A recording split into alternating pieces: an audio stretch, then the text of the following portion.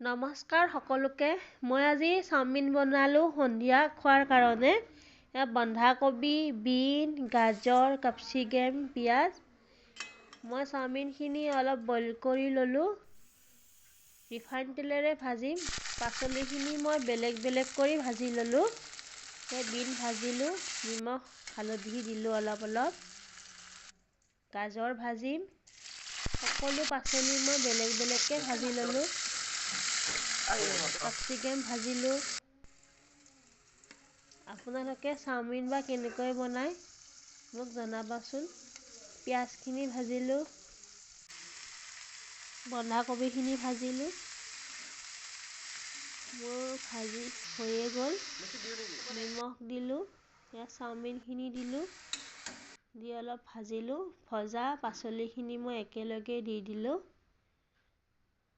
অলপ ভাজি মই চয়া চচ দিলোঁ, টমেট' চচ দিলোঁ, মেগী মছলা দিলোঁ। চাবচোন কেনেকুৱা হয়।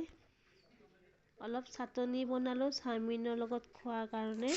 বিলাহী, আদা, নহৰু, জলকীয়া, পিঁয়াজ।